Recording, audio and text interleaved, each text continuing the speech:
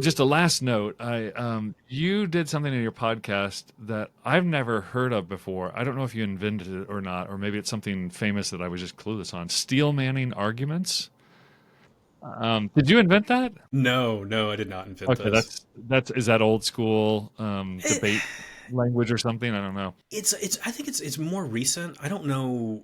I don't actually know the history of the term. One of my master's students at the University of Lucerne actually published a paper on this because he's really Hmm. interested in like the proper criteria for how to do a debate and everything. Hmm. So here, let me say what steel manning is, and then what I think about it, based partly on what my student said too, because he found a way to argue for what I already believed, Perfect. which is perfect. Yeah.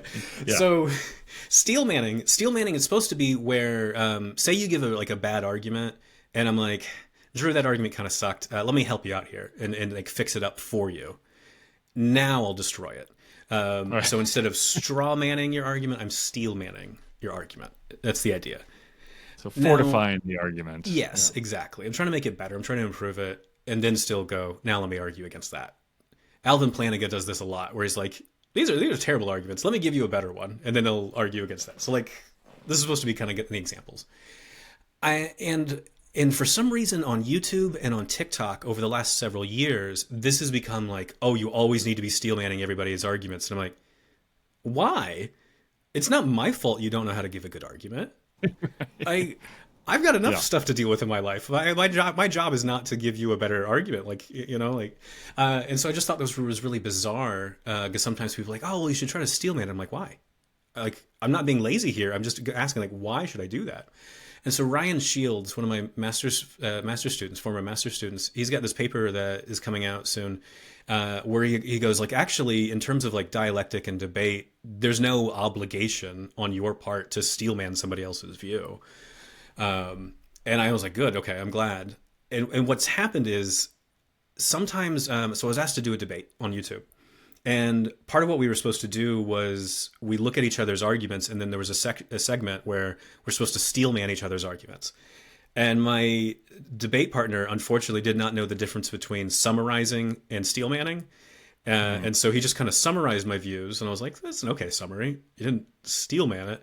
And then I didn't. He didn't like the way I steel manned his views because his arguments I thought were really, really terrible. So I was like, "Let me just give you a better argument. Here's what you should have argued instead." Right. He wasn't happy with that, and I'm like, "Your arguments weren't salvageable. I don't know what to tell Yeah. you, bro." Like, so, and it was one of those points where it came up like, "Well, but like you've got this obligation to steel man." And I was like, "Do I?" Hey there, if you've benefited from this content at all, please hit the like and subscribe, or subscribe and like, one of those or both of them together on this video. It helps us tremendously with the math algorithm nerd monsters.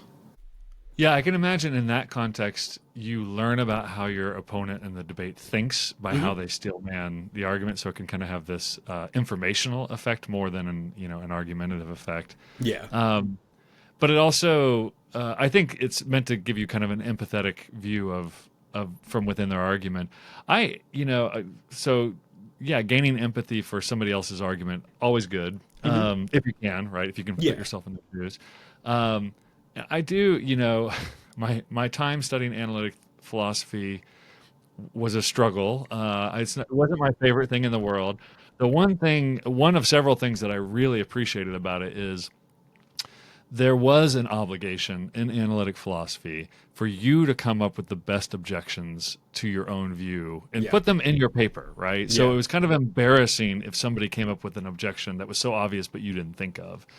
Which I find myself constantly when I'm doing examining PhDs or refereeing, going, you really need to put your own set of what you think are the best objections to your view. So it's almost like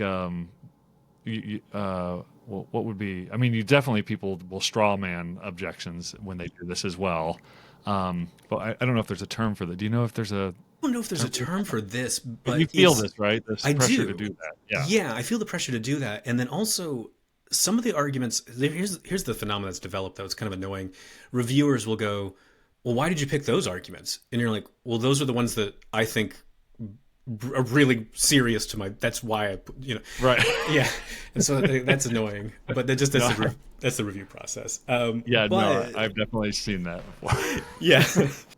Yeah. But there's this other phenomena though that I've done a lot in my work, where so here's an example. So Catherine Rogers, I love critiquing her because she's someone who argues well. She disagrees well. She has the Mm. exact opposite view of me on a lot of things, and she takes the punches. She throws the punches. You know, she handles it really well. She had this worry that her classical theistic view somehow entailed panentheism, and at first I thought, no, it doesn't. I don't know what you're talking about. But it really bothered her. And so I sat down for a while to think about, well, does it entail panentheism? Is there a way to kind of develop that? And decided to focus on that objection in my first book because I knew it was something that really bothered her. Mm. And so I'm like, well, if I'm trying to critique her and hopefully persuade her of something, this is one that a move that she's worried about. She's really concerned with. I mean, I could come up with some completely unrelated objection. Maybe Right. she'll be cared, maybe she won't. But this one she is Right. concerned about. So in terms of like trying to have some kind of good connection with my debate partner, I Right. thought, okay, let's focus on that for a bit. Yeah. Yeah. So it can have some pro-social value, Yeah. but is not necessary at every turn. Well, RT Mullins, do people know your first name? Yeah, I mean, because that's what's funny is when I see people writing, like I'll be asked to review something, and if they say Ryan instead of RT, then I'm like, oh gosh, this is probably someone I know. I don't, like, can I be objective now? Or I'm like, I don't know you. You can't call Right. me. Right. You can't. Yeah. My You can't. my mother calls me Ryan. Yeah. Yeah. Um, well, Dr. Ryan Mullins or RT Mullins, thank you very much for your wisdom. And if people want to follow you, they can go over to Reluctant Theologian Podcast. And do you have a website as well? Yeah, rtmullins.com. That's what I've seen. I actually knew that after, as soon as I asked it, I realized I've been on that website. And you can listen to more snark and philosophy and theology for hours and hours and hours. Thank you very much. Yeah, thank you.